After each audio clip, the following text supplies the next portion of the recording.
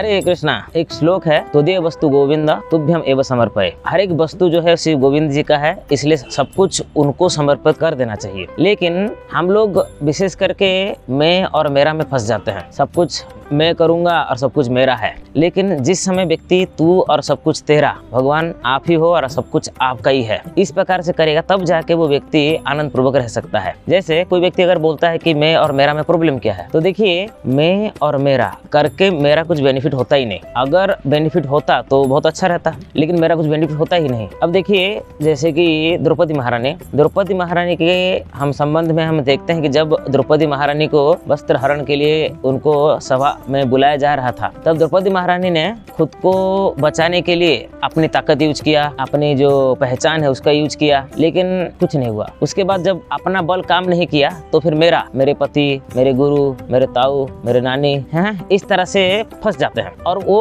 कोई साधारण व्यक्ति नहीं है, वो भगवान के बहुत बड़े भक्त हैं। लेकिन जब हम लोग भी ऐसे जंजाल में फंस जाते हैं तो भगवान का नाम पुकारना भूल जाते हैं। तो उसी प्रकार द्रौपदी महारानी भी ऐसे अभी नहीं कि सबके सामने उनको निर्वस्त्र होना था, इसे बहुत ही प्रतिकूल परिस्थिति था, उसमें वो गोविंद का नाम लेना भूल गए और कोई उनको मदद करने नहीं आया। तो तभी जब उन्होंने कृपाचार्य को बोला कि कृपाचार्य जी कृपा करके आप बचाओ, तो फिर कृपाचार्य कुछ बोले तो नहीं, लेकिन ऊपर हाथ दिखा दिया। तो वैसा ही अगर हमको ऐसा कोई अगर इंडिकेट कर दे कि यार भाई तुम गोविंद जी का हो, गोविंद का नाम पुकारो, तुम भगवान का हो, तो तुरंत द्रौपदी महारानी ने जब दोनों हाथ ऊपर कर दिया और कहने लगे, हे कृष्ण करुणा सिंधु दीन बंधु जगतपते गोपेश गोपिका कांत राधा कांत नमस्तुते। हे भगवान, हे चक्रधारी, हे गोविंद, कृपा करके आप मुझे बचाओ। तो तुरंत उनका सारा का सारा प्रॉब्लम सॉल्व हो गया और तुरंत भगवान वहाँ पे प्रकट हुए और उनका मान का रक्षा किए। सेम केस हम देखते हैं गजेंद्र के केस में भी। अगर आप लोगों ने गजेंद्र मोक्ष का स्टोरी सुना होगा, जिसमें गजेंद्र भी अपने बल बूते पे बहुत घमंड था उनको और वो सोच रहे थे कि उनको कोई कुछ नहीं कर सकता। तो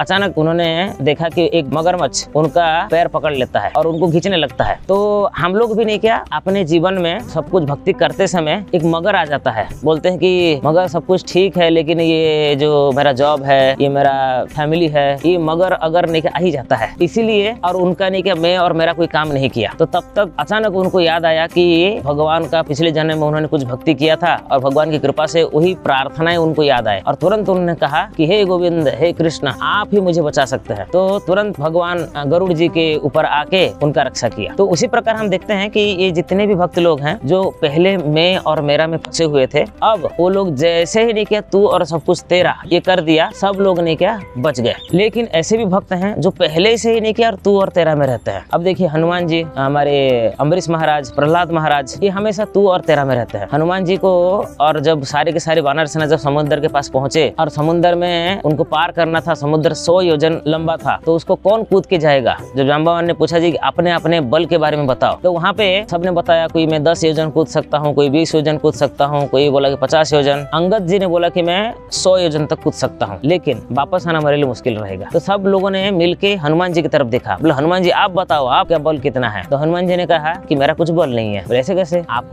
तो बचपन में ही सूरज को खाने के लिए निकल गए थे आम समझ के, तो आपके पास बहुत बल है और इसीलिए तो आपके बारे में कहा जाता है अतुलित बल धामा अंजनी पुत्र पवन सुत नामा। तो आपका अतुलित बल है और अतुलित बल धाम है। तो हनुमान जी ने कहा हाँ ये शरीर जो है नहीं क्या अतुलित बल का धाम हो सकता है, लेकिन मेरे पास कुछ बल नहीं है। बोले वो कैसे? बोले जैसे एक कमरे में अगर 100 बोरे चावल या सीमेंट रखा गया है, तो वो चावल जो है वो कमरे का नहीं होता है, वो किसका होता है? मालिक का होता है। जैसे गोडाउन में बहुत सारा चावल रखा होता है तो गोडाउन का वो नहीं होता है, वो किसका होता है? मालिक का होता है। उसी प्रकार अतुलित बल किसका है? प्रभु श्री रामचंद्र का है। तो ये जो राम जी का अतुलित बल है और उनको उन्होंने हृदय में धारण किया था, इसीलिए उनको अतुलित बल धामा कहा जाता है। तो इसीलिए हम कभी नहीं देखते कि हनुमान जी बहुत टेंशन में हैं, उल्टा हनुमान जी का नाम लेने से संकट सब दूर हो जाते हैं। तो इसी प्रकार से जो भक्त लोग सब कुछ तू है और सब कुछ तेरा है, मेरा शरीर भी आपका, मेरा मन भी आपका, मेरा आत्मा भी आपका, इस प्रकार से जब व्यक्ति सब कुछ तू और तेरा कर देता है तो उनका